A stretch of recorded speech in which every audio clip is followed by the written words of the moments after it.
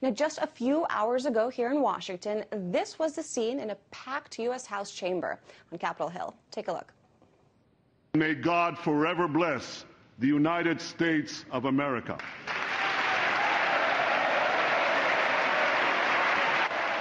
That's right. President Barack Obama, the leader of the United States of America, addressed the...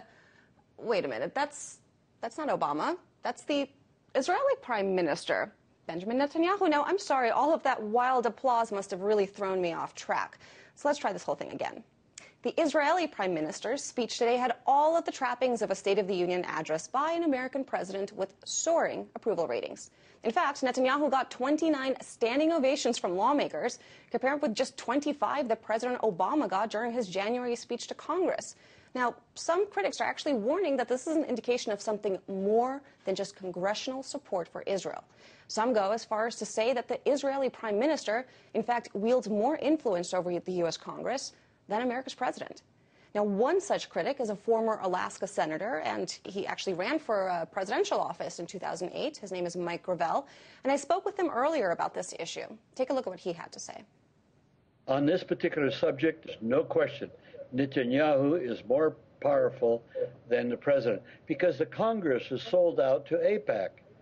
And so they play either the executive off against the Congress or vice versa. But right now, the Congress is impotent in terms of Middle Eastern foreign policy. Has America's foreign policy towards Israel actually changed? It hasn't changed at all, and his speech lacked content. It was just more of the same Obama type of stuff. The embarrassment was, of course, that Netanyahu comes to town and upbraids the president and tells him that what he's suggesting is not going to happen. But that's to be expected from Netanyahu, believe me. Well, what do you mean by that? Well, Netanyahu doesn't want any peace. He never has. He's never been characterized as peace. He and Sharon are cut from the same spool of cloth. What they want to do is they're prepared to go ahead and, over time, push out the Palestinians from the West Bank and from Jerusalem.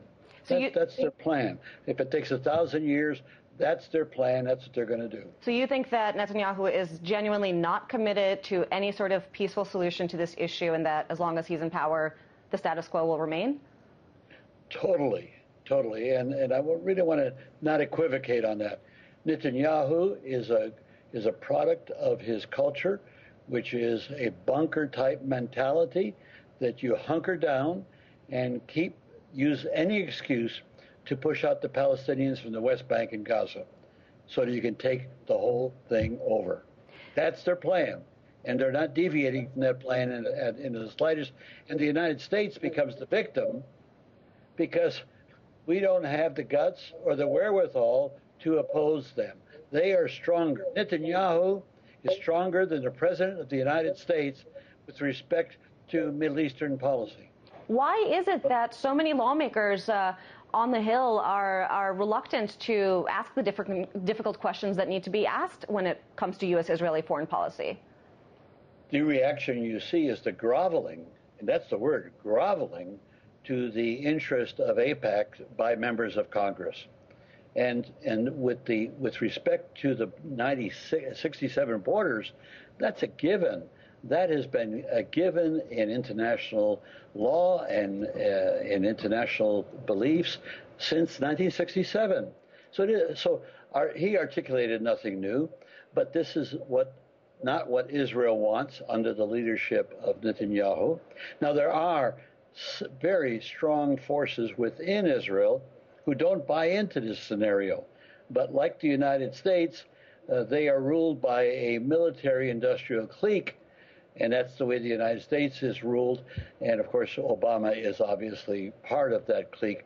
But Obama, on this particular issue, and the Congress on this particular issue, lack moral courage. And what's behind that, Senator? I mean, why is it we value free speech and open debate here in this country, and yet it seems like when it comes to the question of Israel, it's one of those sacred things that if you're a lawmaker and, God forbid, you speak out, you say something that sort of doesn't toe the accepted line, that's almost political suicide. What is it that has made Israel such a critical issue for our politicians?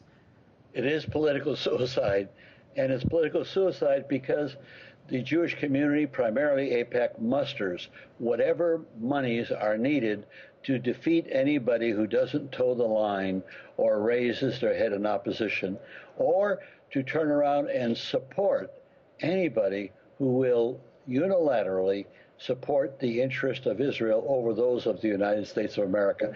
It's unpatriotic. I mean, our American interests should be first and foremost. That's not the case for the Middle East. It certainly is not the case for Israel. And that's shameful. That's a shameful chapter in American history. But is that really what you think, that AIPAC, a lobbying group, is really sort of the fear that's behind this? Is it that simple, that it's political donations and money? It is that simple, and all you have to do is look at the record. If somebody stands up in Congress opposed to Israel, you see the wealth of the nation from the Jewish community focus on that person's defeat. Mm-hmm. So politicians are more interested in having a job than in doing what's right. And so if they want to keep their job, then they've got to keep themselves clean on the Israeli issue and respond to AIPAC's demands for their support. The United States of America does not control its foreign policy with respect to the Middle East. And Senator, is there anything unusual to you about sort of having the president give this major address about the Arab Spring and the Middle East, sort of go away on his trip to Europe, and to have Netanyahu address lawmakers as if he's as if he's President Obama or something? Is there anything that sort of stands out to you as strange about Netanyahu's address before Congress? Well, what's strange is that a foreign leader has more power than the president on this subject.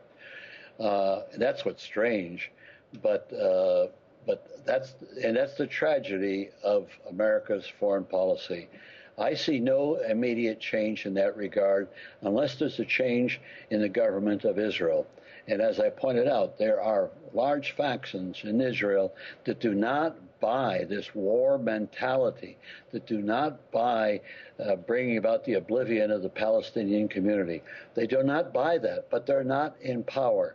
And so maybe an election will change that in the future.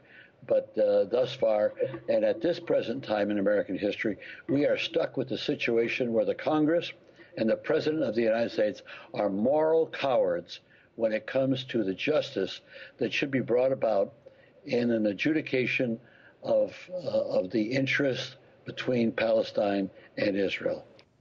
Now, that was former U.S. Senator and presidential candidate Mike Gravel.